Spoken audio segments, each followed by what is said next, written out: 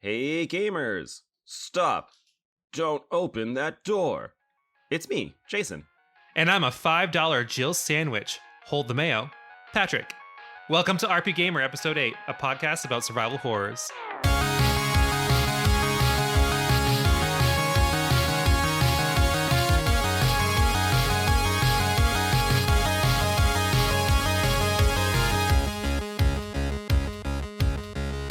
Like Patrick said, today's topic is survival horror. We haven't really talked specifically about a large genre before. We've talked about Final Fantasy, we've talked about RPGs, everything in between there. But we wanted to take today's episode to kind of look at that entire genre as a whole. So we've decided to kind of focus specifically on the survival horror genre. We know there's action and other types of survival horror that you can see in video games from all across the generations of gaming, but we want to focus on this specific one. Patrick, do you want to kind of explain to our audience the types of horror games that we can actually play? I would love to. So I actually had to do some research on this, and it was actually kind of cool. I found that there's a book about survival horror games that I wanted to order, but I wouldn't have got it in time. That literally just like goes into the depth of the different styles of horror games in general, not even just survival horror. And I didn't know that. What's the book? It's like a legit textbook. What it really comes down to, there are 3, maybe 4 main styles of horror games. One is relatively new, so we'll start with that one. That is kind of like the reverse horror game, and I found this one kind of interesting, and I don't really want to talk about it too much just because they're so new, but that is the horror game where basically you play as the villain, and it sounds like that's more of an online thing because, you know, you're playing co-op with other people, kind of like... Yeah, that's like a Dead by Daylight or something. Yeah, like Dead by Daylight would be a great example.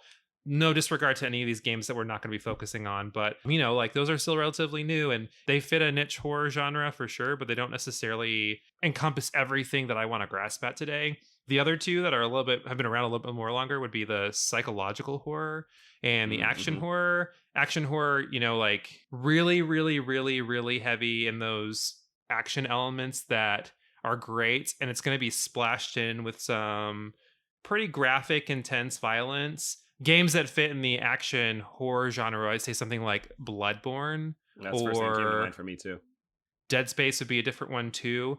Oh yeah. They have some survival horror elements, but I think like the action is just so heavy there that it really puts it in its own category.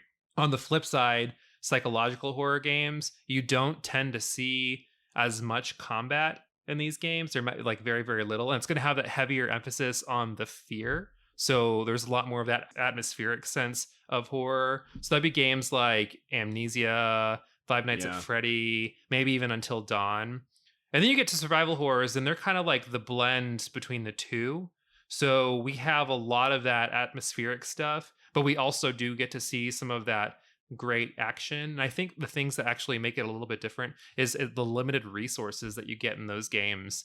You tend to see mechanics like inventory management as well. So that's kind of what we're focusing on today. And we'll get into more of what makes a survival horror. Those are probably the biggest distinguishers between the 3. Yeah, I completely agree with you. I think for me, survival horror means survival, like the quotations there, and that's the definitive factor of that genre. You don't know if you're going to make it, or you don't know, should I use these bullets to kill this thing? Is it worth it, or should I just run away? And you definitely don't get that in action horror. They like completely take it away. So your examples and your comparisons were spot on. I think for me, my experience with the survival horror genre, specifically that one as opposed to the other ones, it is almost exclusive to survival horror because I don't play too many of those other types of games, but I have played many survival horrors when I was younger. In particular, the Resident Evil series really stood out to me. It was very easily the first survival horror game I ever played. And I think it's just one of the first in general. Yeah, definitely. If not the first, it was one of the first major recognizable ones. Absolutely. I think for me, I might have told this story before on RPGaymer, but one of the first games I played was RE2 on the N64, and I was maybe like 13. I was young. And I remember seeing the game on the shelf. We rented it and thinking, oh, that looks cool. It's a zombie game. And so I played it, and I'm in my room, and the lights are all out, and there's the scene where you're walking through a hallway, and the dogs jump through the window. And I like shit my pants. I was so scared. I believe this. I remember I got up and I turned off the 64 and I just like walked out of my room. My parents were watching TV in the living room. I didn't say anything. I just went to get a drink and then I went back in my room. I did not close the door this time. I turned the lights on and then I played the game again. And that, So you literally solidly noped yourself for a period yeah, of time. I literally noped out of my own room and was like, oh my God. And so yeah, that was my kind of awakening for, okay, that's what this game is kind of gonna be like. And I ended up beating the game. It's actually kind of short, to be honest. So it's definitely a game that you can rent and enjoy. And from there, I remember moving on to the early Silent Hills, the other Resident Evil games. By that time, there was like 5 of them. And yeah, that's kind of where I started. But how about you? So, flashback to 1992 to probably one of the yeah, it's a flashback noise to one of the first survival horror games ever. It was the original Alone in the Dark. It was only available on PC, and it's not that garbage game that came out on the was it late PS2 or was it PS3? PS3. Like that game was garbage, and I couldn't even tell you anything about it. I know we brought it up once before, but the original Alone in the Dark was basically like the first Resident Evil. You were someone who goes to this mansion. You have a letter written to you. You're kind of like, I don't know what's going on. And it's very mythos adjacent. Like a lot of the creatures and monsters in this mansion are definitely giving you Cthulhu vibes. You have very, very limited resources like Resident Evil. There are puzzles. Monsters can only die in certain ways. And I remember being 6 and we were visiting my mom's friend. We were playing it and I just shivered. Like it was so scary watching this game. And you look at it now and it's literally giant pixels. Like Yeah, it's like the 1 pixel werewolf. per character. Exactly. Like the werewolves that you see or the wolves aren't really that scary because they're just giant blocks, and the zombies are kind of the same way. But you know, when that was the pinnacle of graphics, it was very scary. From there, I know that's one of the games that influenced Resident Evil. I actually did a little research on the history of survival horror games, and Alone in the Dark isn't the very, very, very, very, very first, but it's so early that it kind of blends in as one of the like the 4 founders of the genre. And then we get to Resident Evil and Silent Hill are games that I definitely played, all of them in the series up until about Resident Evil 6 and Silent Hill 4. I even got to play some genres where survival horror meets RPGs, which I think is really cool, especially with us being RPGaymer. So on the PS1, you had 2 games. You had Parasite Eve 2, Oh which a yeah. lot, I think in the day, a lot of people ripped on that game. But if you go back to it now, it actually holds its own pretty well. Like it's a pretty decent game. It's basically a survival horror, you know, with some very, very light RPG elements, and you have like special powers. So that's pretty cool. And the other one was a game called Kudelka, Oh God, that game which is so expensive. yeah, so I talked about my friend Chris in Canada a while back. Actually, that might have been last episode. I don't even know where we are right now. This game is same thing, giant mansion. I think you're in the Victorian era. Like It's something like that. Yeah. yeah, it's all turn-based in terms of combat and like tactical. But when you're traversing this like giant manor, it's almost like Dracula's castle in a sense. It's that big.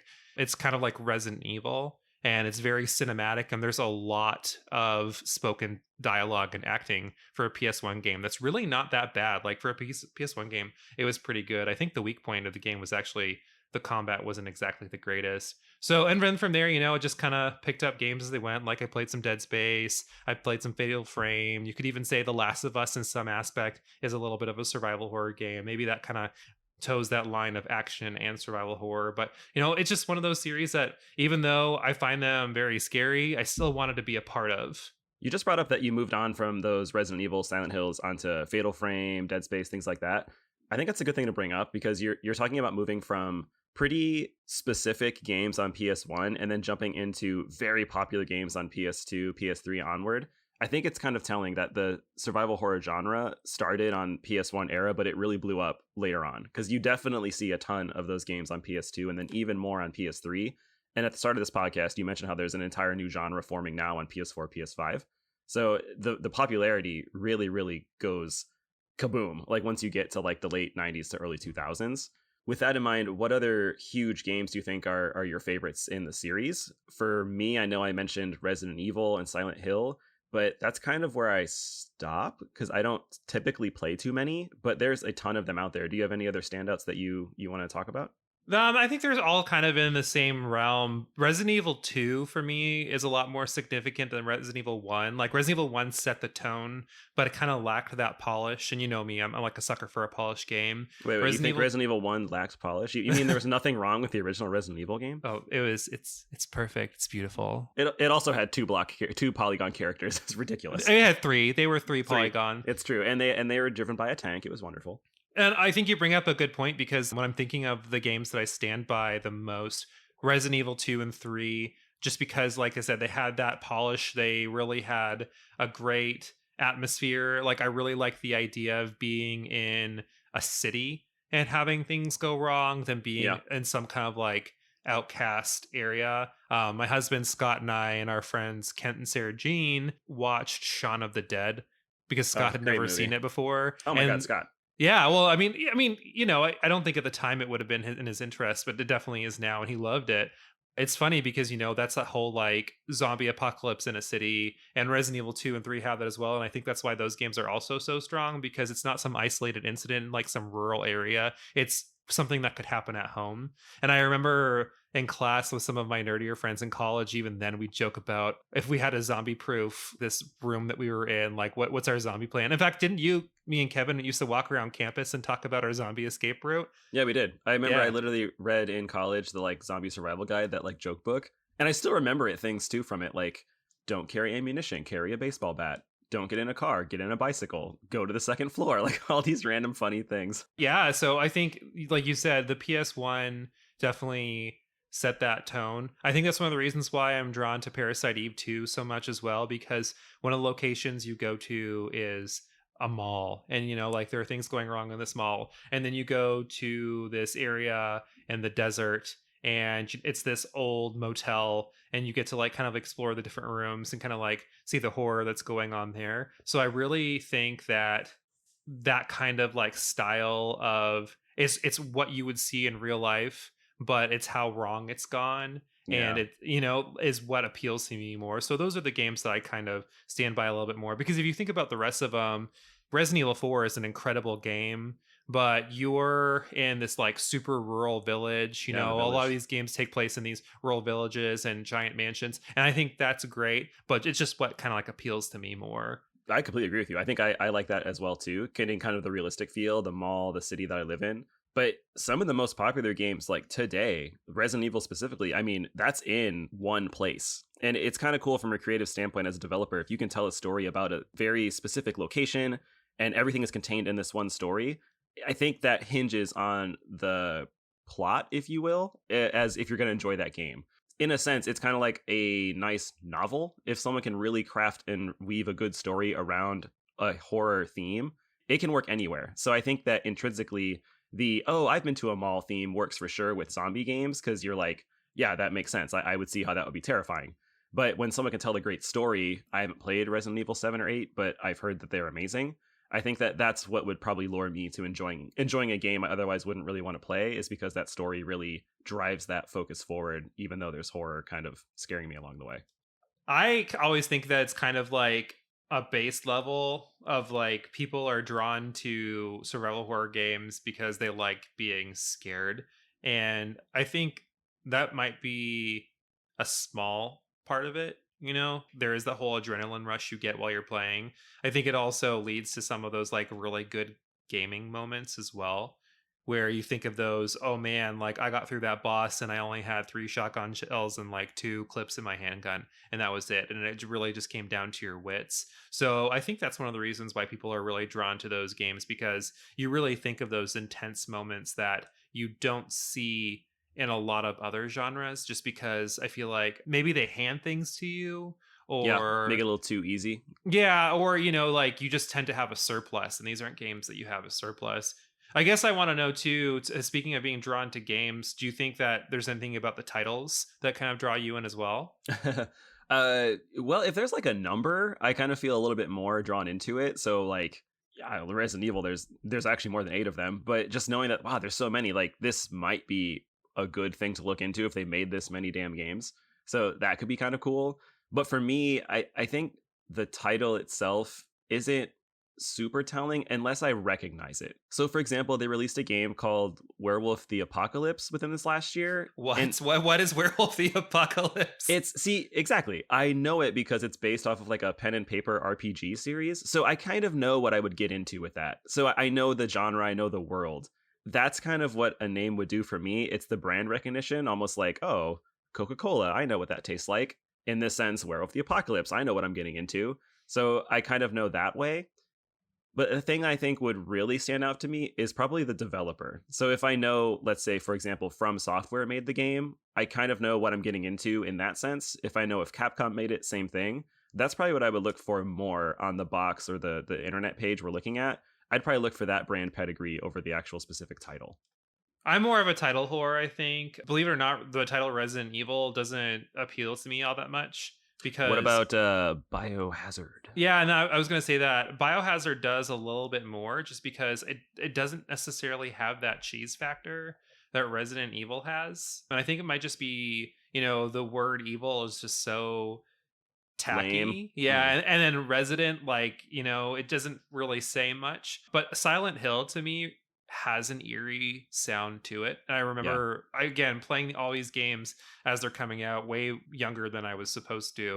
Yeah. Like way younger. ESRB be damned. When you go into Silent Hill, like the city in the first game with all the fog and the rundown buildings, I really think that title does it justice. So like, the title drew me in, and you hear a title like Alone in the Dark, it really sets a huge tone as well. There's so much potential in a title like that, where you have titles like Resident Evil doesn't really say much. If you think of Kudelka, that's just a name. You could be like, what the fuck? That's not really telling me anything. Exactly.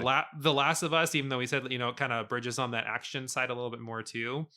Again, it really has that whole like fear built in the title without forcing the fear like a title like Resident Evil does. Like Dead Space to me doesn't really, it's like forcing fear down your throat. But The Last of Us makes me think, why is it The Last of Us? Like the last of what, You're intrigued. So yeah, definitely intrigued a lot more. I think something I could really get behind would be more game series saying the name of the game when you hit the start button, like Resident Evil. Resident Evil. Exactly. 2. Exactly. Yeah, and then the 2 is delayed. But could you imagine just The Last of Us, Dead Space?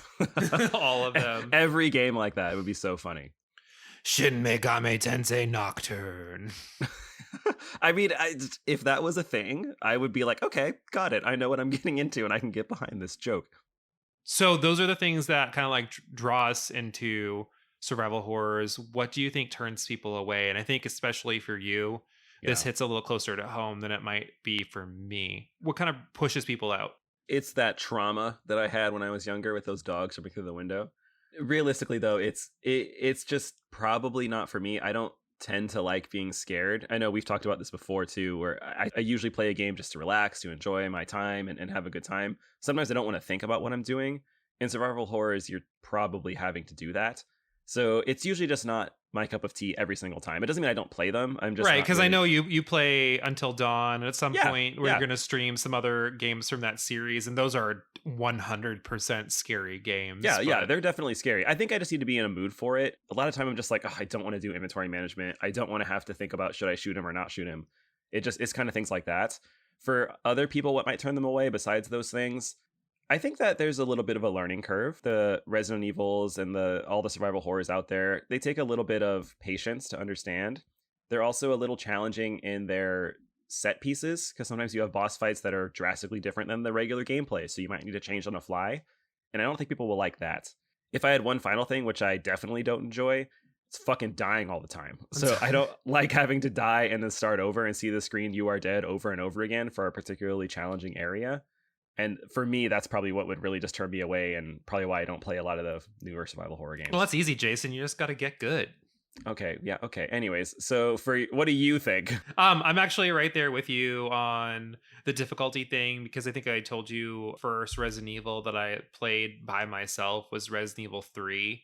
To kind of like paint a picture here, the differences of the difficulty, that was one of the few Resident Evils that had a pretty drastic difference in the difficulty mode. And I think it's because they wanted to appeal to a greater audience, but also the Nemesis is in that game and he's very scary. So easy mode, if you start it, you start with your handgun and an assault rifle, and you have several clips for an assault rifle. And for some reason, I think you might start with the other weapons too, but I'm not 100% sure on that one.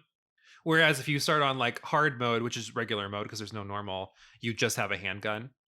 Mm. And it's really like, and like it's completely doable. I wouldn't say it's that hard. It's kind of like, standard way to play, but it really tries to take away that I don't want to have to feel like I'm wasting bullets. I don't want to have to pick and choose what I want to kill. I just want to be able to do it. I definitely see what you're saying in terms of like that kind of choice. Personally, it depends on how gross a game gets. Oh, really? And Okay. yeah, I don't know how this is for others. Definitely when games are very gory, there's a line that is crossed for me. My issue is when gore becomes a crutch or it's Mm. used as like the substance, like you should be playing this game because it's disgusting, as opposed to being used effectively. So an example of like being used effectively in Resident Evil 2, the remake, at the beginning of the game, you get to the police station when the police officers dies and he's like torn in half. Yeah. Yeah, it's brutal and it's pretty gross, but I really think it's showing more the desperation of the situation as opposed to here is this person being mutilated because that's what we do. Yeah, for no particular reason. And that's one of the reasons why I don't tend to like horror movies because of that. I don't mind it when they're scary, but when they're just like I'm gonna puke because of what happens. So, and Shaun of the Dead, speaking of, because we just brought that up earlier, I was joking with our friends when we were watching it last night because there's this one part like it's not really a scary movie, it's a comedy, but there's one part that I just can't watch because someone just kind of gets torn apart, and the way it's very like drawn out merciless Yeah. grossness, especially for a movie that's been so humorous. I Yeah. just can't do it. Poking fun at those other George Romero movies. Do you think that gore is like a staple? Do you think it needs to be in survival horrors? I don't think it needs to be there, but I think they are kind of hand in hand because let's just face it, zombies kill people. So I feel like that's going to happen if you're talking about zombies. But then there's not. Well, maybe I need to rephrase this, but I was going to say there's not a lot of gore in like a Silent Hill, for example, but there definitely is. But I feel like Yeah, but you're right. There's not a lot it's of different. yeah. Yeah, it's different. So I think it can be used tactfully, and There's it a makes difference sense to the between story. gore and that's fucked up. Like there's this monster in Silent Hill 2 that my brother and I used to call Jimmy McGreg, and you'll appreciate that from the Simpsons quote because I literally said it's like he has legs, his legs are hands and his hands are legs. Oh yeah. And that's the quote from The Simpsons, where if it isn't my friend Jimmy McGregor with a leg for an arm and an arm for a leg. But I mean, like that's like a very fucked up situation. But I wouldn't say that it's gross. Yeah, it's not gross. I think that maybe we're getting into what I would call body horror is what we're seeing. And I also don't like that when things are being ripped apart and you see skin peeling away. I think it's kind of gross. It can be used well and it can invoke fear in the player or the person watching, and that's great. But when you're just seeing it for no apparent reason, it makes no sense. I mean, you can apply that to anything. It doesn't have to be a horror genre or gore like that. Anything that doesn't really need to be in the story really probably shouldn't be there. So I feel like in horror genres, you do see that sometimes. For example, I've played the first Dead Space. There's some really gross shit in that game. And I feel like there's some things that you didn't need to see that, but all right, that's what we're going to get into. It does make the game feel a little bit more creepy, a little bit more on edge. So I guess it does kind of have its benefits, but for me, I'm also kind of in your camp. I don't mind it, but I think it needs to be there well. Otherwise, I'd rather just not be there at all. Well, and there are so many games too so many different survival horror games that can be very successful without the gore. Fatal Frame is a great series where all the enemies are ghosts. Yeah, it makes you scare the shit out of yourself to beat the game. Yeah, and like it's a very scary game. I think honestly, of all the survival horror games I've played, it's probably the scariest because ghosts are just freaky as fuck. I like that. You're absolutely right. And I like that's basically now a Nintendo series, which I just think is really funny. Yeah, because I mean, you don't necessarily associate Nintendo and horror, but there are creepy scenes. There's a lot of weird shit going on. Kind of like what are some of the big horror movies that have come out? Like Paranormal Activity. It's almost like that, but in a game and in some of the parts. But it just does it so well, and like there's probably not one drop of blood in the entire game. I'm not sure many people would know Fatal Frame. I mean, it's fairly popular. There's like 7 games in the series, I feel like. But it does kind of rely on a lot of Japanese tropes and stories driven that way. And like you said, it doesn't rely on anything else other than the gameplay and kind of how you like experience it. So the story really drives that one forward with those characters. How much do you think that story for you tells how good a game actually is? That's kind of like a mixed bag because there aren't many people who are coming to survival horrors for story. Like if you've played one before, you're not getting much. They're, like the stories are pretty out there. And I think that like even though they're more abstract, Silent Hill does a pretty good job with Yeah, stories. that's a Like big one for story. I would say so for sure. sure, and I think, even though a lot of it's like, I don't know what the fuck's going on. I don't know what the fuck's going on. I don't know what the fuck's going on. And then all of a sudden you're like, oh, I know what the fuck's going on. Because the game, even Yeah. though the game is like, this is weird. I don't know what is happening. This And the guy. music's all like, Yeah, this pyramid head thing, just chop that person in half. But then all of a sudden you're like, oh, that's what's going on. So I think some survival horror games can actually do a really good job of clarifying and drawing you in. But I think most of the time it's really just focusing on the surviving, and with little bits of stories in there. Maybe it's what you wanted first as a developer, where am I developing a game and this game idea is cool, or here's the story that I have that I'm going to build the game around. And I feel like games like Silent Hill were probably story first versus like gameplay first. What do you wow. think? Yeah, Jason, I didn't even think about that, but I think you're absolutely right, and I would probably prefer the latter, where they have the good story and they build the game around it. And I would almost contradict your first point for this argument here. I think I would go into a survival horror game specifically for the story. I think I know what I'm getting into in the gameplay, but knowing that and thinking I don't really care for that, but I want to see the story evolve so much, I'd rather actually play it than not play it. I think that's what makes me really appreciate a good story game in a survival horror. That's what would really make me want to do it. I want to see how this character survives, or I'd want to see how they're going to adapt this other media or this other genre that I know into a survival horror. Like how will it work here? And I think that's what would probably make me really, really appreciate it. You started out too by saying Silent Hill, and that's easily the first one I recognize with a great story. It has a wonderful atmosphere to it, and it feels different enough from a Resident Evil, for example, or like action survival horror as well. But it always just still feels really creepy. And I think that that's the surviving element that goes through, is that sort of creep factor and like nervousness and tension. And you don't get that from any other games. Like you don't get that from a Mario. You don't get that even from some Resident Evil games. But I think that that's what makes me want to go back, is sometimes I'm like, yeah, you know what? I do kind of want to be scared, or I do want to see this crazy story play out for this main character. And it's neat that you can have such drastically different ways to enjoy a game in one literal game genre. And that kind of makes survival horror stand the test of time. It's probably why we're still seeing it now, 20, 30 years later, and if not greater than it's ever been. Well, so when I was saying earlier about some of those games where you're not going to get much in terms of story, I don't necessarily think it's such a bad thing. So I think the characters set the tone on what type of Silent Hill game you're going to get, if that kind of makes sense. Like it's really more about the character itself than it is about the story. And I think that's why some of the newer Resident Evil games are really succeeding too, because we really get a lot more about the character. One of the reasons that Resident Evil 4, 5, and 6 were such departures from their original series is because a lot of the returning cast were veterans to horrible situations, where you think of like Resident Evil 1 and 2 and all of the Silent Hill games, their characters have never experienced this type of horror before. It's believable and it's scary, and we get to see how they handle the situation. Back to Resident Evil 4, 5, and 6, they're Yeah, not. then they're like they're Yeah, badass superheroes. exactly. Punching They're boulders. not overreacting anymore, because they're just kind of like same shit, different day. Like this is the fourth giant bio weapon I've fought in this week. It must be a Yawn. Wednesday. So that's why I think it kind of really depends on, in terms of like story and characters, maybe how early it is in a series, or if we're seeing these newer characters, because like your average Joes and your average Jolenes make for better characters because of their struggles.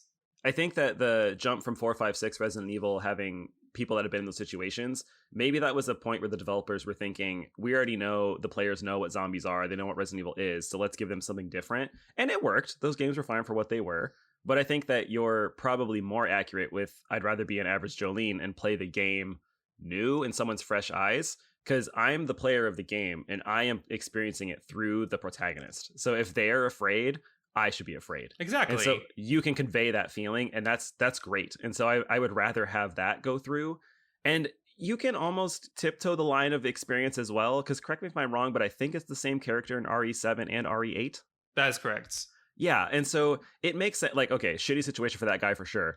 It's kind of neat that he can go from one game into the other one and have some experience, but still be really scared because it's not the same thing. But at least he kind of knows, and that makes sense because if you've played 7, you're going to play 8, so you also kind of have some experience. So when it's done well, this probably falls back to story again. Then those characters can really evolve with the player, so long as you're always appropriately experiencing what they should be feeling.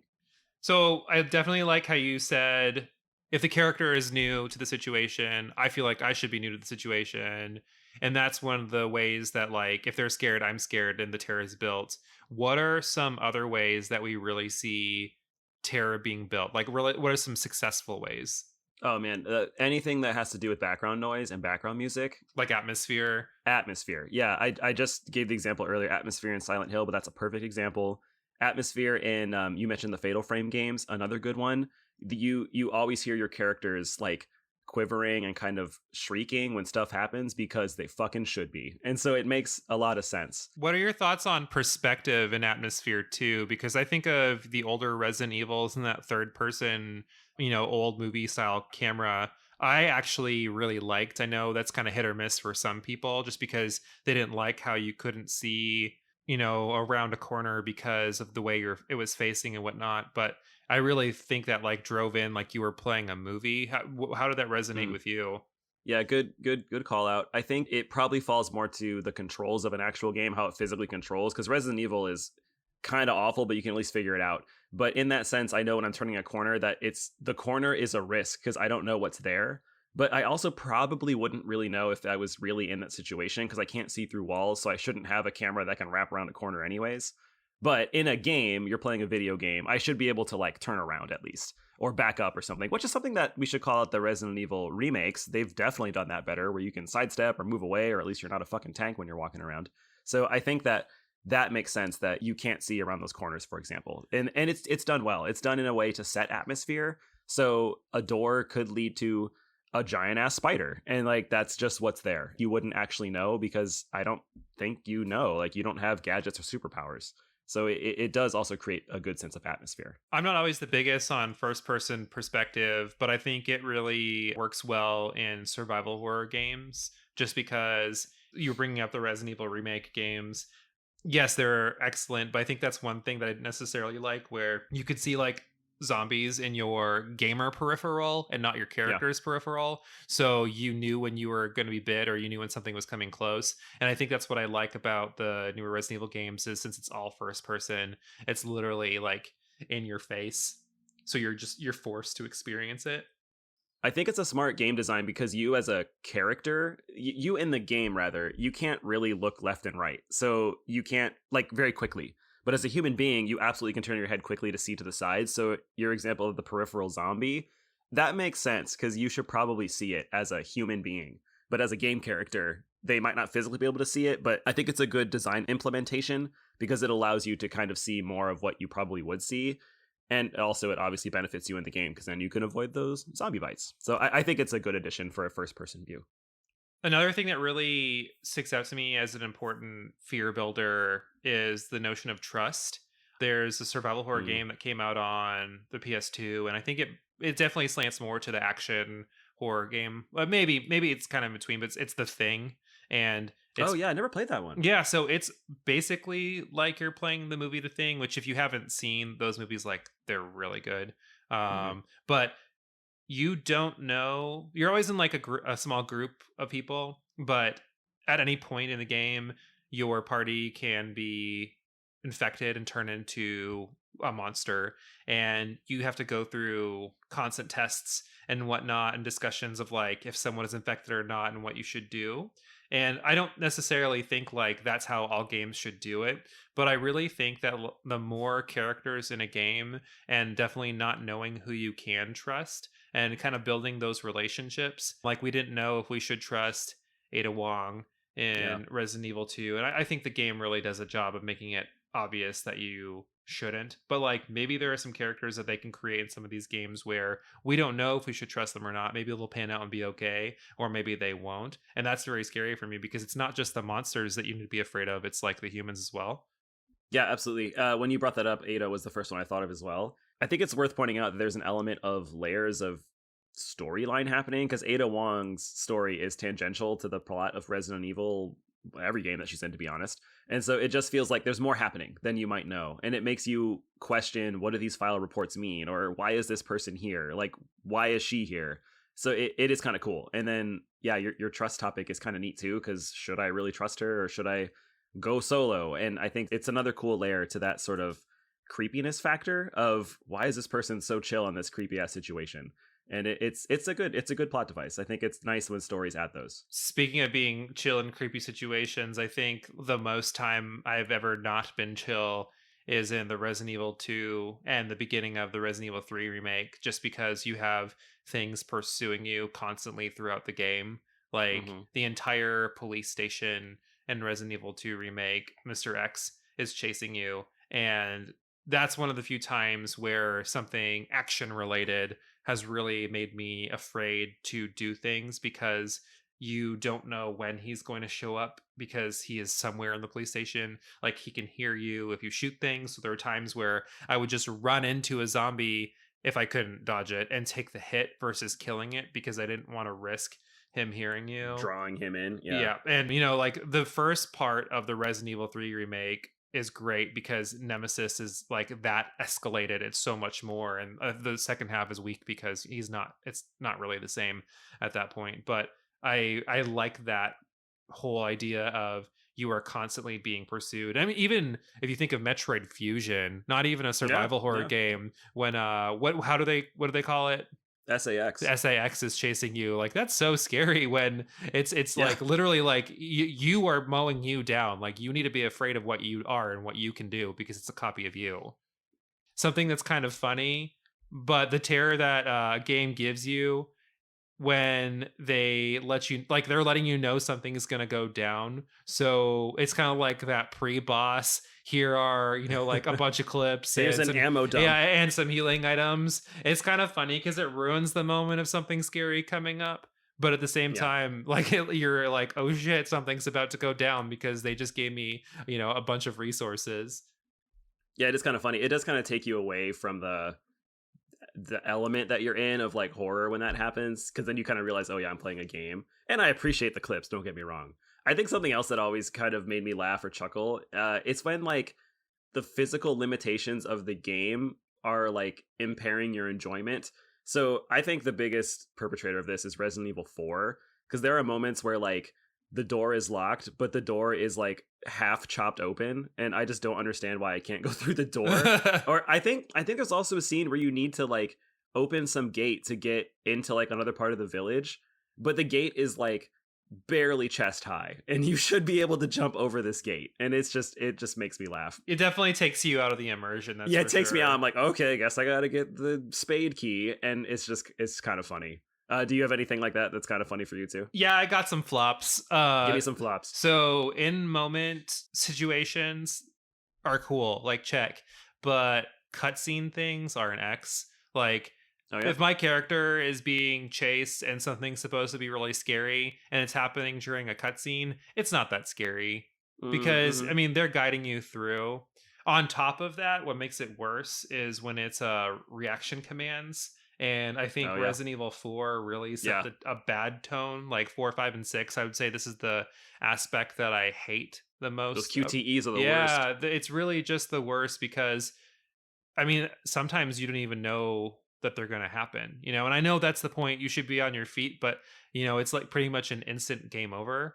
It's just annoying. It's like an annoying way to make sure that someone doesn't get a clean run through the game where like maybe that might be the only time they die because they got through all the real action scenes, where for me it's like, no, I want like those situations to happen in the moment and fully in my control versus like it being a cutscene thing. There are some other funny ones, I'm thinking Resident Evil 4 now too, that I like that are there because it's the developers poking fun at you being kind of like dumb or like playing a game. I can't think of the name of the boss. It's the big like lake monster in Resident Evil 4. Is it Leviathan?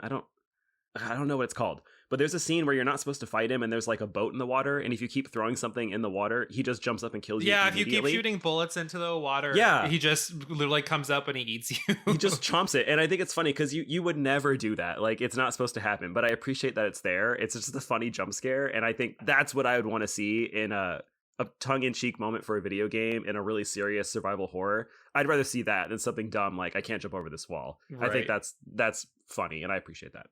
We've danced around a lot about things that make you scared. And obviously, a lot of it, aside from the atmosphere, comes down to the monsters. Let me know your thoughts on monsters in survival horror games. Like, what's working for you? What do you like to see? For monsters specifically, I think it's funny because I mention monsters as like not the cannon fodder enemies like normal zombies, but they definitely can be. So I'm thinking of like your Mr. X, things like that. Or the stronger zombies, like a Resident Evil Licker, for example. Wesker is a human. He's kind of a monster too. Well, is he really a human, I guess? I don't even know. Those are the ones that probably stand out as the main big bads of the series.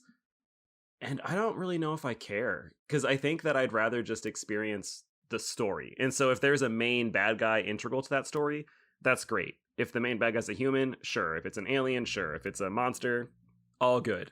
If it's Cthulhu, great. It just doesn't really bother me, I guess, whatever it is, as long as it makes sense. So I think that I'd rather have a character be well written than just be scary looking. Do you have a preference on how the monsters originated? Is it kind of like a science versus, I don't know, kind of deal?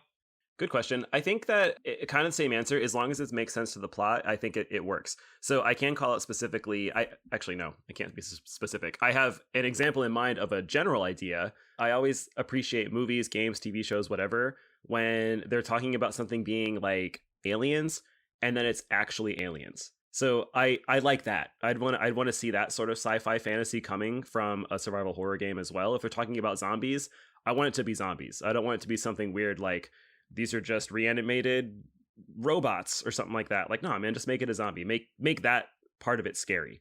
And then if it is going to be something like science related, that's fine. And it could be cool to see a science experiment gone wrong. But I think I would probably lend myself more to the creepy sci-fi factor of something as opposed to it being like an accident or it's not what it seems. I definitely agree with you where I would rather something be sci-fi because I think it lends to the story and like the origin of what's going on. I think it's one of those ways that you can really build up the villain. You know, all the experiments that Umbrella does on all the monsters in the Resident Evil games, even though it's like outlandish, so you think like, why would you ever need these things? What purpose? But it really shows the evil and the depths that people are willing to go to, you know, breed war machines.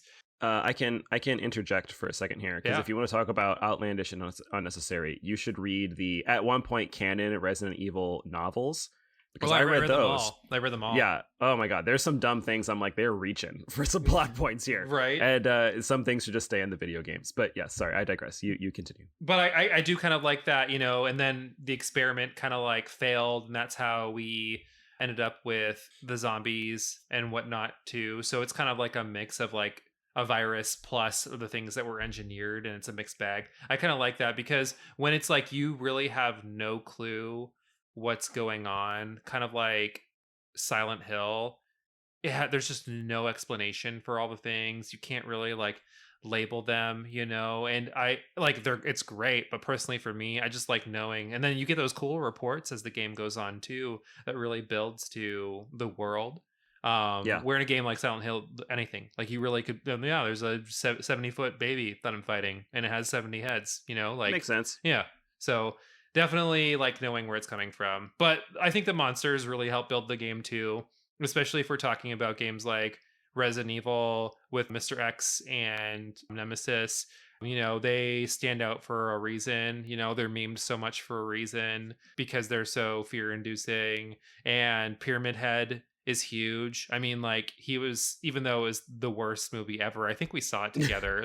I saw both of them. Yeah. I didn't even know there was a second one. Pyramid Head is a huge antagonist in the second Silent Hill. So I think, you know, I don't think it's wrong to build a game off of the monsters. Like you think of all these zombie games that come out, zombies are a highlight for a reason. Like people really, really like them. You think of things like Walking Dead, Shaun of the Dead. We have so many different like forms of media including them. So I think when they're done well, and I think that's one of the reasons why I was very happy about the Resident Evil remakes, because they went back to, you Yeah, know, the origin basically. yeah, the origin of zombies, where I'm not mowing down this village of people that are kind of like zombies, but not. It was very like limited ammo, standard zombies. They're very, very realistic in how they look. I just thought that was just such a big grab for the genre, and what you can do with like such simple monsters So we're talking about monsters, and we're talking about survival horror games. So clearly, we need to defeat these monsters. with hot What do you think of dogs. with hot dogs? What do you think about the weapons that you get? I know you talked about you jumped into the game and you start with a pistol, maybe some ammo. There's some games where I think you start with nothing. Would you prefer something like that? Do you prefer knives versus guns, or no weapons at all? Like, what are your thoughts about that? This is another one where like I'm always on the fence. I kind of like a mix. I don't Hmm. think games should be exclusively guns, especially because I think when you can keep something at a distance, it's not as scary. Yeah. Honestly, this is kind of funny because I don't think the like off series Resident Evil games are that successful. But Resident Evil Outbreak actually did a good job for me in terms of the weapons, because a lot of the weapons were like grab and go. Here's a crowbar, or a pool cue, or a table leg, and you could find a way to like shamelessly craft them in together to be like a really crude spear. I really like that aspect a lot more than like, here are your 50 guns, like Yeah. that They shoot the same way. you're buying from these mystery vendors. And I don't mind when there are guns. I think the older Resident Evils did a better job of like, you're picking up and finding from your crew, or you're in a city and you happen to go upon like a weapon shop and you find a weapon. I think that's totally cool. But some of the newer Resident Evils, if we're just talking Resident Evil, it's a little bit of the, yeah, here's this merchant in this fantasy land that you're in, and you can upgrade this gun by giving him recipes.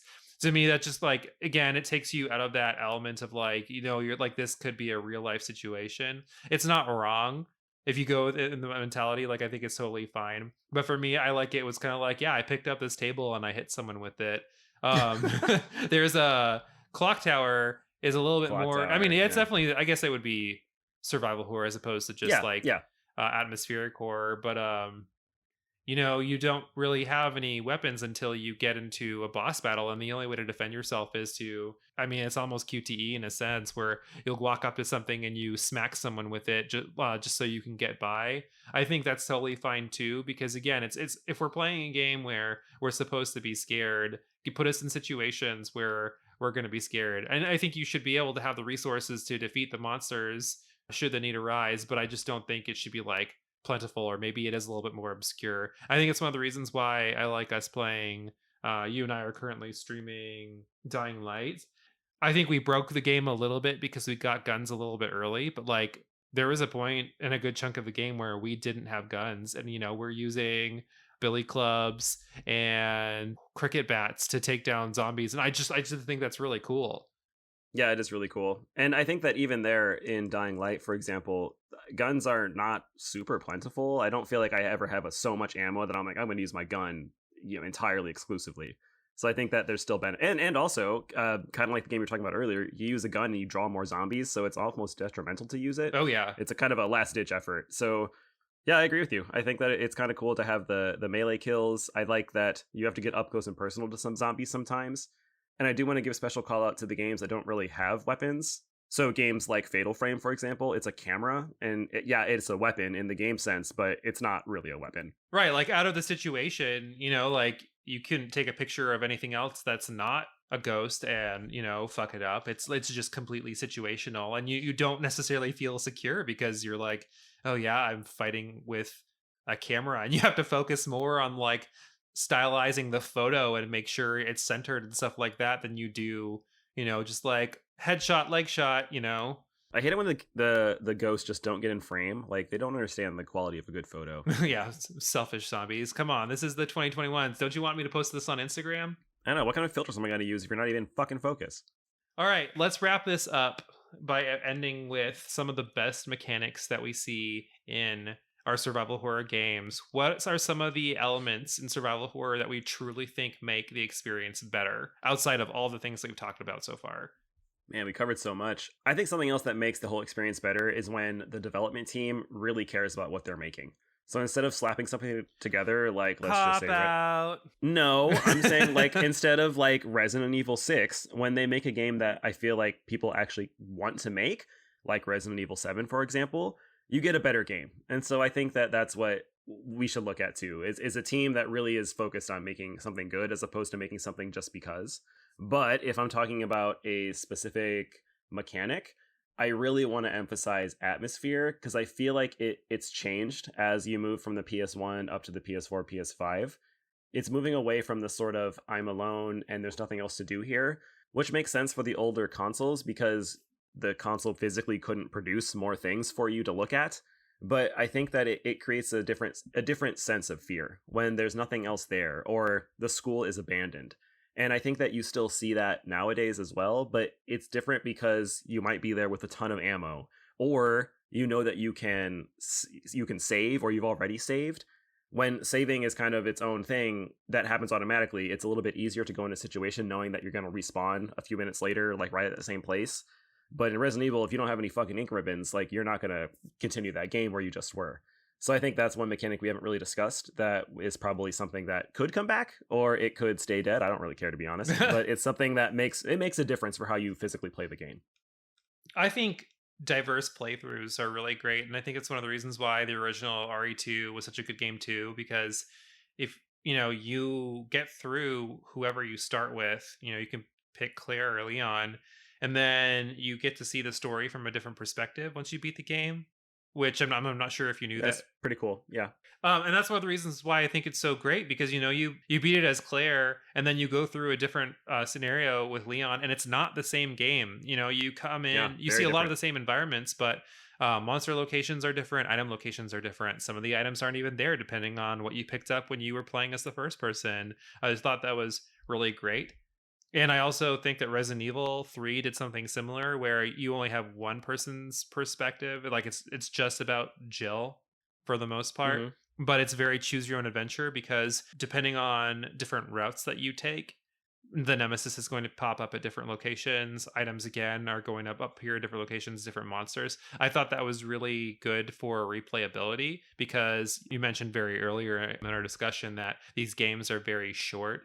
And that's one of the reasons why I don't tend to buy survival horror games new unless they're like clocking at 10 hours, because it almost doesn't feel like it's worth the money. But if you're going to do something like this is one person's story, this is this other person's different perspective on it, I think that's really great. I think it's great too. And I think that we've discussed before on this channel how I'm not a big fan of replaying games. But I don't think that's replaying games at all. I think that's the actual game. Yeah, it's a different. It's like it's a continuation. Yeah, it's a continuation. And when it can do stuff like you said too, where if Leon takes something from the police station, it's not there for Claire. That's pretty cool. So I think it's a neat way to introduce that replayability in a really unique way, where you're not just running through the same thing with less ammo and stronger enemies. Some other things that really stand out to me as good mechanics too. I think obviously well thought puzzles that aren't tedious are great. I think even though especially in the Resident Evil games and the Silent Hill, they're silly sometimes, like sometimes? they can, yeah. Well, you think about it, you have like this mansion or this police station where there are these like obscure tunnels and whatnot, and the only way to get into them is doing a bunch of these like random pushing statues or putting gems into places. But I actually like that. I really think it builds to the character of the secrecy of these buildings that you're in. And I think who the fuck builds their mansion like that? No one's gonna do that. It's weird. But it kind of totally goes in with the underground corporation thing, and that money, and where that money goes. Okay, we'll let that stretch go, I guess. Wow, there was a lot of stuff in there that was really fun to discuss. Things I hadn't thought of, and hopefully you all listening didn't think of them either and had a good time. Patrick and I are going to be taking a quick break. We'll be right back for you guys, but we would love to know your thoughts on our podcast today about Resident Evil and survival horror in general. Leave us a review if you're listening to this podcast online. And remember, you can follow us on Twitter and Instagram at RPGaymer. We will be right back.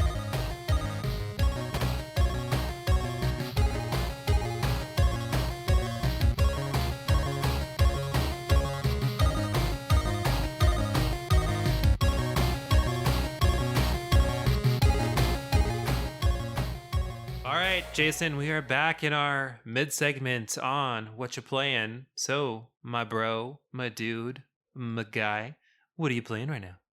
What you play? I think I've actually had my Jason PS2. Derulo. Exactly, there you go. I've had my PS2 hooked up for a little bit to this computer because I have that HDMI cable, so I've been streaming a little bit. While Patrick's been gone, I played a couple fighting games on the channel, but the thing I want to highlight more is I finally jumped into playing Champions of Norath, the Everquest RPG on the PS2. So it's similar to Baldur's Gate Dark Alliance, the top-down RPG where you're just hack and slashing enemies, leveling up, getting new loot. It's fun. I see why people liked it, but I also see absolutely it is a PS2 game. And by that, I mean it looks like a PS2 game, but it really has kind of archaic gameplay mechanics by today's standards, which I know is kind of a duh. It's like 20 years old. But to give you some examples, there's lots of times in the game I played for like 7 or 8 hours where I'm just thinking, why am I here and what am I doing? Because there's no rhyme or reason to be doing this many times. For example, there's a scene where your character is going around a spiral descending anthill, like giant anthill. And as you're going down the hill, enemies spawn in little ant holes. And it always spawns one enemy, and the next one doesn't spawn until you kill the first one. And they always come in packs of 2 with one little guardian ant right in front of them. So I did that pattern for literally, Patrick, 45 minutes. Oh my God. And it was never challenging. And they drop like loot, which is nice, I guess. But the loot never upgrades to a point where you're like, this is a good thing to have. You can easily transport back to town just to sell it, and you have a shit ton of gold. So there was no challenge to it. And I'm like 20 minutes in, I'm like, this is so boring. I'm not even halfway there. And then to make it worse, you get to the end, like 40 minutes later, and it's this really fucking hard boss fight that has nothing to do with what you've previously done. You just wail on the enemy. So you're just hitting them. Like, it doesn't matter that I have spells. It doesn't matter that I can like teleport. You just need to do more damage. And so I think that it's just a bad game design that would not fly today. By today's standards, we're looking at more action in a game where you can dodge roll or you have parries.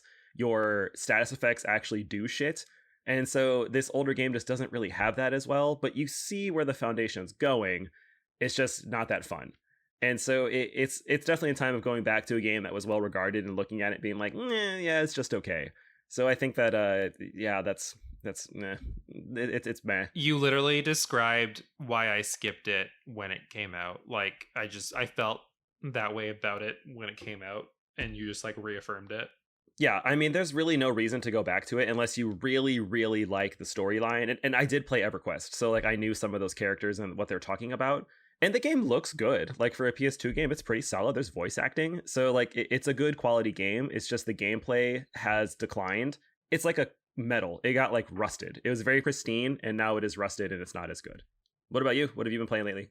So I have been traveling a little bit, which is why there's a little bit of a hiatus since our last episode. We just decided to take a little bit of a break. But while we were traveling, I have been doing some small game store shopping in like little random cities across the United States. And in one of the cities, I'm so jealous. I found Final Fantasy Tactics Advanced 2.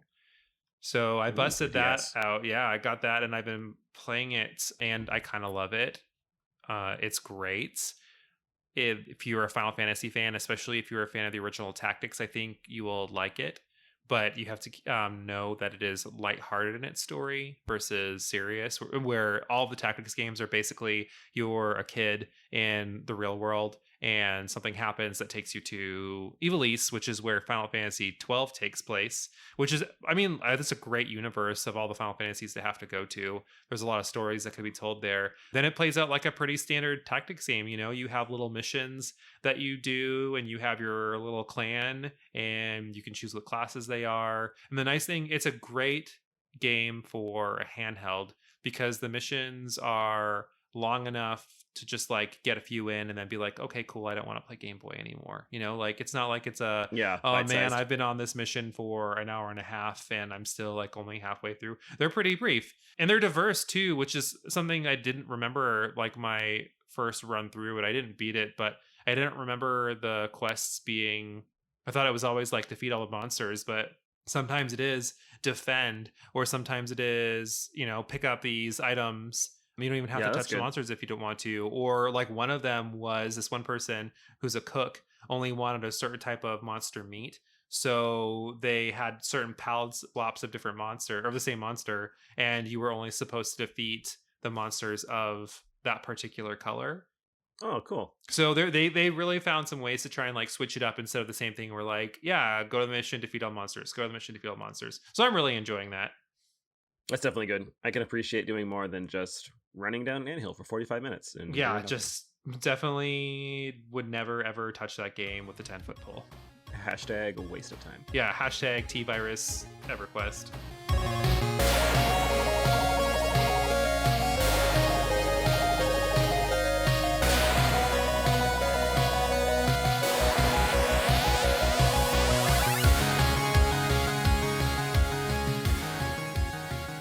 Welcome back, and speaking of the T-Virus, Jason and I are going to play our next game. Woo!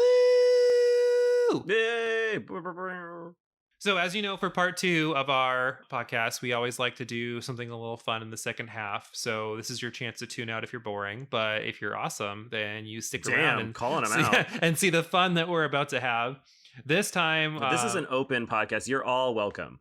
No, you are locked in for life. Even the boring ones. You're all welcome. We're going to try something actually very different to what we've done before. I thought it'd be really cool whenever we do a deep dive into a genre that we would build our own game version of it. So we're talking about survival horrors, and we are a queer oriented podcast. So I'm going to call this segment Survival Horrors, but make it fashion. I mean, I feel like some of the gays would recognize this just kind of being our standard lingo of, you know, like make the most of whatever it is you're about to do or whatever it is you just did. So there aren't really any rules, but, you know, we just basically talked about the things that we liked and we didn't like in survival horror games. So what Jason and I are going to do is we're literally just going to build our own survival horror game. So we're going to go over things like the characters, the setting, the plot, types of enemies that we would want to see, and weapons and whatnot, and just come up with the best game that we possibly can. And,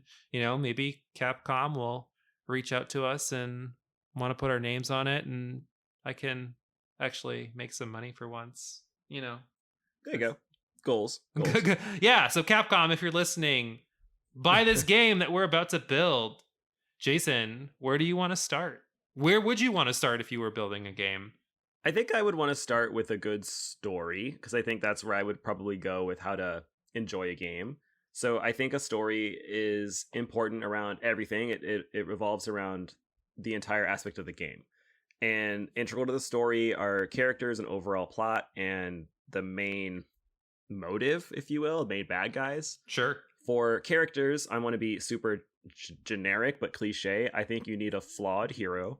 So someone that has a problem, like this characters in Silent Hill, for example. Claire Redfield is a good example. I think that she's not always super strong, you know, so she has, you know, a little bit of a flaw. It feels more like an actual person playing the game. Like it feels like me playing a game. Like I'm not super strong, I can't fly, and things like that. So I would probably have that as a sort of starting zone.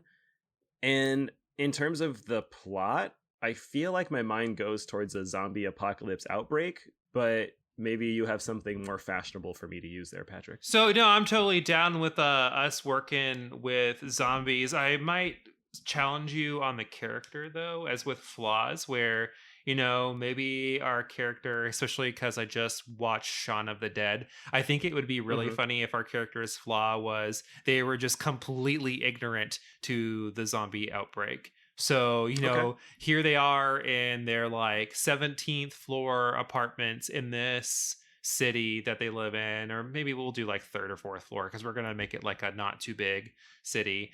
You know, we'll just say they're nerdier. I like the idea of it being a female. I don't know how I feel about the strength though, but let's give her a name. Okay.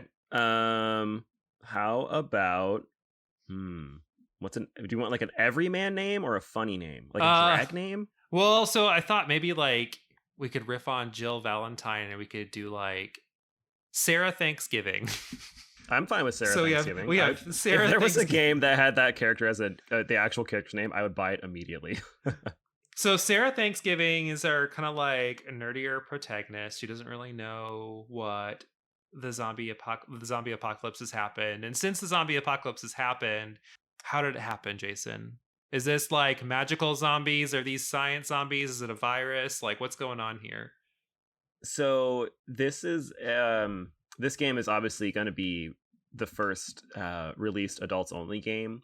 So this happened when someone decided that they were going to dig up their old girlfriend and or boyfriend Oh no. and do a little something, and then they birthed the first zombie. So it was the first like death birth of a zombie, and then it happened at the high school behind the football bleachers because that's where the birth happened. So from there, So we got a little birthed. we got a little necrophilia going on here, is what you're saying. Necrophilia, a little bit going on, and then it's a high school drama because Sarah Thanksgiving is a junior in high school. Okay. And then she discovers the zombie outbreak when she's leaving class for the day, and then she realizes that everyone in her school is more quotation marks zombie like than normal as they're zoning out, and then she realizes that very slowly that people aren't just focusing on math and studies, but they're actually eating each other as well. Okay, I'm down with that. Aside from maybe I would say maybe on her way to school, because again she's kind of like a recluse. Okay. Yeah. That's more in the line with Shaun of the Dead 2, where he's going to the store. So yeah, on the way to school, and then she doesn't realize that the person on the corner selling newspapers is also eating someone's arm. What kind of city is this? Let's come up with a name and what it kind of looks like. So if we have Silent Hill, this can be obnoxious Quiet Plateau. Yeah, that's even better. How about Quiet Plateau? So Sarah Thanksgiving is on her way to high school in Quiet Plateau, a small town in Nebraska. Ooh, Whisper Plateau, Nebraska. And that's where this is happening, and it could be present day. It's 2021. Yeah, definitely could be modern day. All right, so and then we would say this is like your like 30,000 people city. Yeah, small to average town, I guess. Yeah, enough to make you feel like you're isolated. Yeah. There's definitely people around. Let's flip this around too. How about she's a junior in college? Maybe in her dorm room. That way we don't have to worry about her parents interfering and being like, yo, everyone's a zombie. Okay, has Sarah experienced like zombie outbreaks before, or is this the first outbreak? Oh, this is totally the first outbreak. Like this is ground zero of this outbreak. And so when will Sarah discover like, oh shit, there's something bad happening? I think maybe like we just said, on her way to class, or maybe she shows up to class and like she thinks that there are a few people in class because they're like zombies and they're just like sleeping on the desks, and then she thinks her professor is about to walk in, and like maybe it is her professor, but he's like completely a zombie, and they all start to attack her, and then the game kind of starts in this classroom. So do you think that in terms of the game, is Sarah speaking in an inner monologue that we can hear, or is she a non-voiced protagonist? I think because I think she should maybe only speak in huts and hots like Link.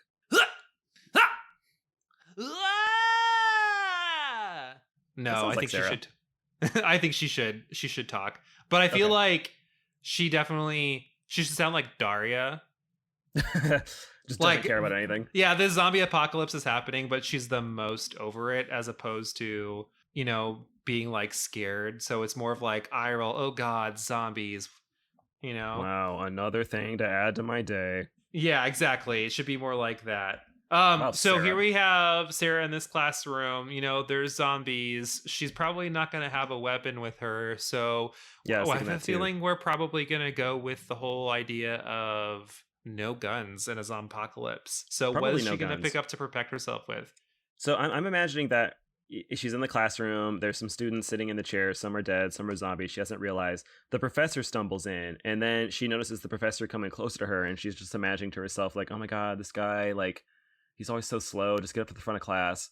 And she doesn't put together that he's going to like, he's groaning and gonna like reach out and bite her or something. Oh, these are slow zombies, by the way, for now at least.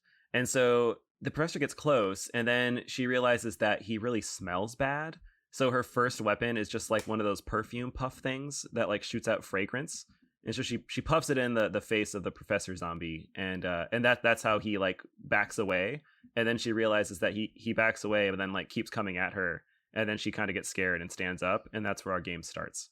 So we are in this classroom with a perfume puff thing to scare him away. I think that's a good like spur of the moment defense, because I've had cologne sprayed in my eyes before. It does not feel great. There are some other places you could spray it where it feels worse, but the eyes are definitely not great. But I'm with you. I think after that, she would probably run to the janitor's closet and try to get something, like janitor's closet might have something like a crowbar in there or a hammer. So I'm going to throw in like, she has this like limited resource of spraying people in the eyes with her perfume, but I also could see her like whipping some hose with a hammer as well. Yeah, but she goes to the closet. It's not a well-kept closet. So she goes in, and the only thing that she's like, I can feasibly use this as a weapon. It's not the mop, but it's that big yellow mop bucket. So like that's what she has to use. So I think that she is using it as kind of a small battering ram to push through people to get to. She's thinking, I need to escape. So she's gonna try to. She's on the 3rd floor of this building in college, so she needs to get down to the bottom floor. Ooh, maybe that's a dash mechanic. Like she's not a big runner, so what she does is she just gives that a push and she jumps in it. Okay, I could see that. Speaking of which, is Sarah? She rides in a mop bucket. With a name like Sarah Thanksgiving, is she a fit student or is she more of an unfit student? Like, how big would her stamina bar be? I'm thinking that she would just be kind of like your average run of the mill, especially because we kind of put her on the nerdier sense where I don't necessarily think that she's like not able to move, but and then she can fit in that mop bucket and she can ride in that mop bucket. You ride that mop bucket, Sarah. What does Sarah level up in this game too? I think she should probably level up because I appreciate games that do that, to where you get some more avatar skills to advance. All right, we can add some level up mechanics. That's for sure. Level up mechanics is good. Oh, maybe she's in school for engineering. Oh yeah, there you go. So she can make weapons. Yep, she can engineer some different weapons, and her engineering levels up as she levels up. Because as everyone knows, if you're into engineering, you can just make whatever you want, because that's what engineering means. Let's add to the fear of this game a little bit. What perspective is the gamer, the player, experiencing all of this? I would think that kind of like a top-down, not quite isometric, but like almost isometric. You're seeing things on like a skewed upper perspective. So that way it kind of almost imitates that old Resident Evil vibe. So that way you can kind of get the whole like, here are these different classmates that are around her. Because if you're going first person perspective and she's kind of like looking at them, she's going to probably notice that they're dead. So really taking out a bit from her perspective really gets into that whole like ignorance of what's going on. Same. I was thinking the same thing. I was thinking top down, kind of like RE1, RE2. That's where I was thinking as well. And I'm imagining that when she's running through the hallways. So it's not like a Dead Rising type of game. It's a little bit more static in the camera. Yeah, definitely. But definitely like not top down, but like definitely coming in from a 45 degree. Okay. And is Sarah the only survivor at the school? I think no. I think she'll run into stereotypically a couple other students that she otherwise never got along with, because of course she did. So I think that we need some other stereotype characters here. What are you feeling? Scott and I have been watching a lot of Gossip Girl lately, so Blair Waldorf. Okay, Blair is there. Yeah, no, Blair it's is not there. anyone else like her. It's actually just Blair Waldorf is there. It's Blair Waldorf is there. East Siders. And I think that like Sarah is definitely going to see her bitching out some zombies very often. And Sarah comes up and saves her because Blair it doesn't connect to her that like, no, these are zombies. There's a reason that like they're doing what they're doing. I think that this is also an unknown crossover game, because one of the other characters she runs into is none other than our friendly lead with your penis boy Pegrio. So I think Pegrio also goes to this school, and he's also there. See our first few RPG streams, and you'll know what we're talking about there. If you don't know Pegrio, do you really even play games? I think the main villain is going to be the guy who had sex with the initial zombie. I think so too. Like, And he's should it maintained be some of his humanity, but he's like half zombie, half living person, all evil. yeah, because anyone that would do that is clearly evil. We don't condone this.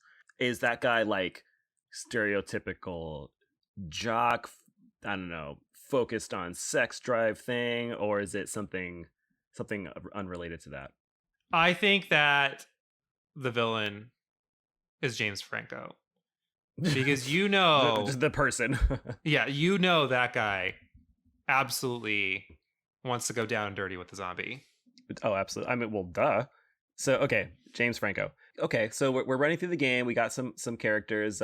We can flesh out when Blair Waldorf and Pegrio will inevitably die or betray us or both.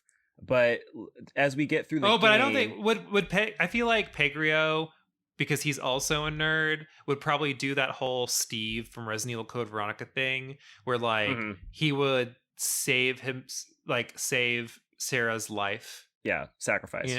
Yeah, he would sacrifice himself and go down in like a full nerd fashion. I imagine an explosion in a nerd, a nerd capacity. Yeah. So Pegrio will die when they realize, oh, we can't get out of here, but they're somehow miraculously in this science room, and he's like, oh, well, all these things can make this explosion, but someone needs to stay behind to make sure it goes off. And so obviously that's him. But then, and Blair and Sarah are running out. Yeah, if Blair's even alive at that point. So it's this nice scene where it looks back and Sarah's like, oh my god, Pegrio, and like he hits the button and slow motion explosion, and then you see the zombies like all explode out, and the last thing we see is Pegrio, and then everyone's crying, and you just hear him go, oh, exactly, Sarah. And then as the explosion ends, it looks back, the camera for the game pans back to the room, and you see his big ass glasses. And then he's a little crack. Yeah, just a little crack. Yeah, a little crack, exactly. We'll recap, and then we'll put a title on all this. Okay. We have our main character, Sarah Thanksgiving, who's a junior in college. Her personality is similar to Daria from the 90s TV show, which if you don't know what that is or who that is, you should probably watch it. And she's an engineer. Another supporting characters, we have Blair Waldorf and Pegrio. This is a third-person perspective-ish game that takes place in Whisper Plateau in Nebraska. It's a city of about 30,000 people, so there's going to be a lot of zombies. The zombies are around because James Franco had sex with his dead ex-girlfriend, and from that, the zombie virus kind of spread. Some mechanics that are in the game, you get to level up. You get to ride around in a mop bucket. That's kind of like your fast move. Sarah fights with a hammer and perfume. Okay, perfume's a little bit more for those I'm surrounded, need to stun something really quick situations.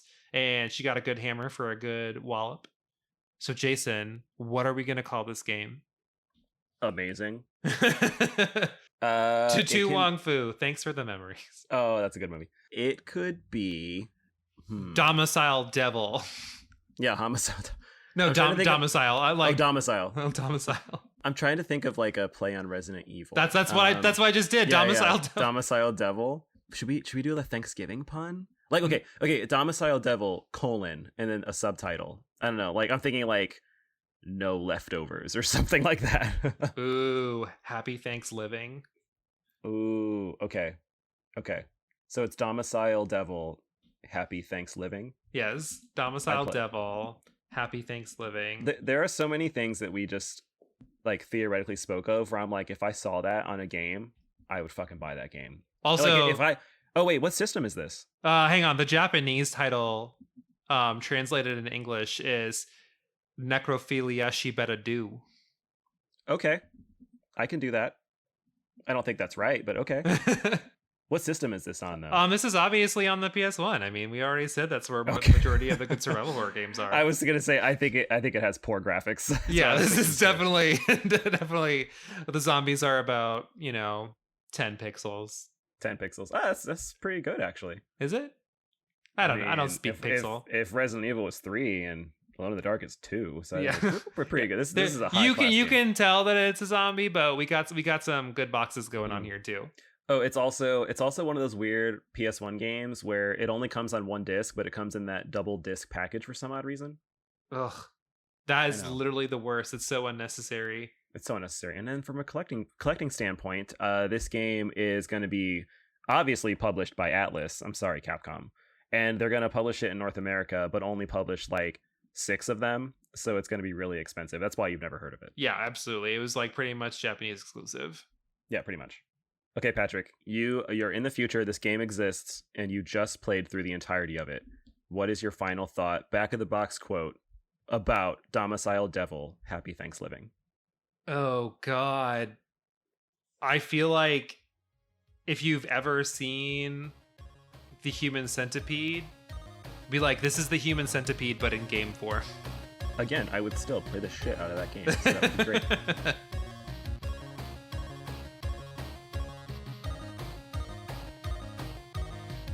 If you managed to survive that nonsense and you're still with us, we want to thank you for listening today. It was actually a lot of fun. Be on the lookout for our next podcast, Difficulty in Video Games, coming soon. We've been enjoying doing these podcasts, and we hope you like listening. We'd also love to hear your feedback over on iTunes on our Instagram at HeyRPGaymer.